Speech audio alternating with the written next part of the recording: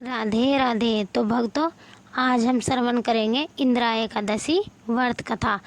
तो इंदिरा एकादशी व्रत कब है, इसके नियम क्या हैं और हमको एकादशी व्रत क्यों करना चाहिए।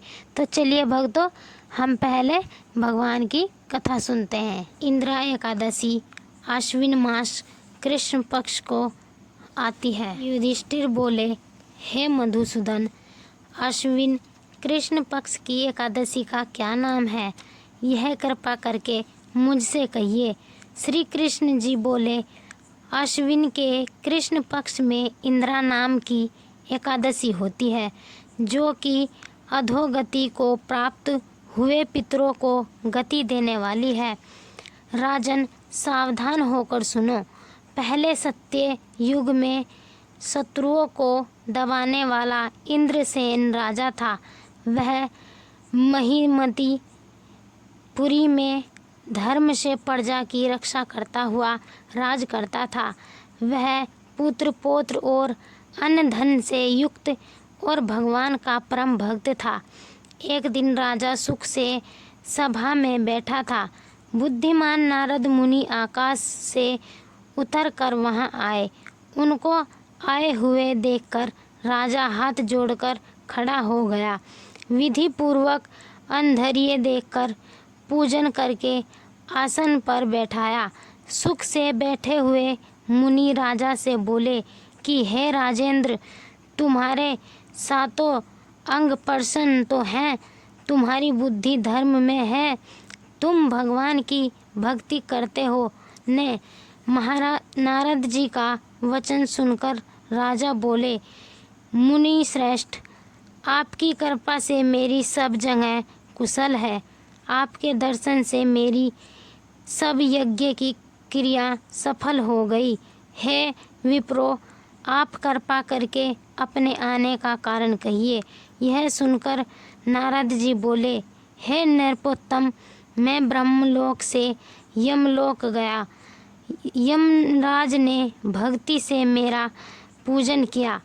सुंदर आसन पर बैठाकर धर्मात्मा सत्यवादी यमराज की मैंने प्रशंसा की। बहुत पुण्य करने वाले तुम्हारे पिता व्रत में विघ्न पड़ने के कारण यमराज की सभा में रहते हैं। उनको मैंने देखा है। हे राजेंद्र, उन्होंने जो संदेश कहा है उसको तुमसे कहता हूँ।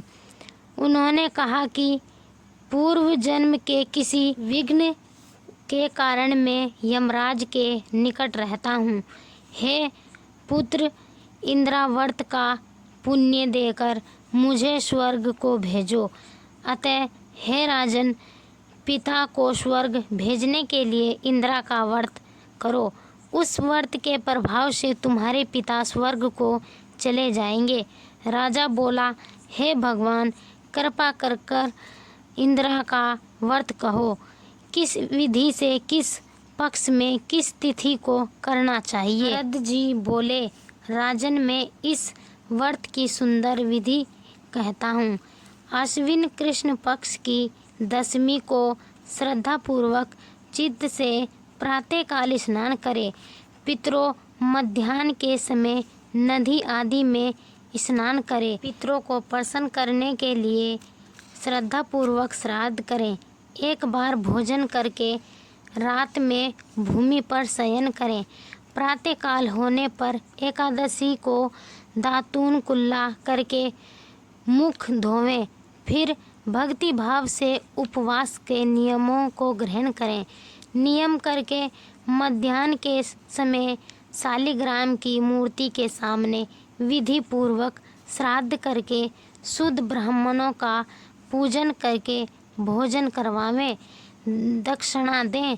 पितरों के श्राद्ध करने से जो अन्न बचा है उसको सूंघ कर गौ को दें। भगवान का गंध पुष्प आदि से पूजन करें। ऐसा करने से तुम्हारे पिता स्वर्ग को चले जाएंगे। हे राजन, इस प्रकार कहकर मुनि अंतर्ध्यान हो गए।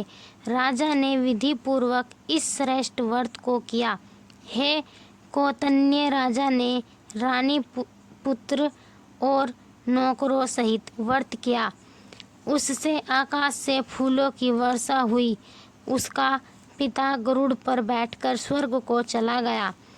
इंदिरा एकादशी राजा भी निष्कंटक राज करके गद्दी पर पुत्र को स्थापित करके स्वर्ग को चले गए।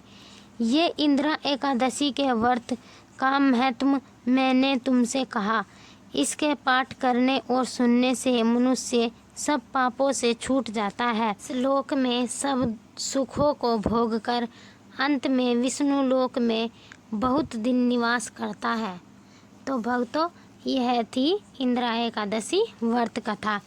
इस व्रत में हमें भगवान शालिग्राम का पूजन करना चाहिए। इंदिरा एकादशी को तिल गुड़ का प्रसाद बनाकर भगवान का भोग लगाना चाहिए। एकादशी व्रत करने के लिए हमें दशमी को ही नियमों का पालन करना चाहिए।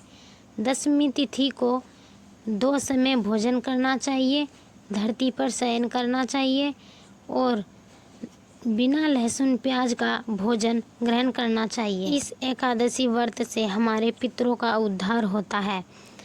इसीलिए हमें इंदिरा एकादशी व्रत जरूर करना चाहिए। राधे राधे।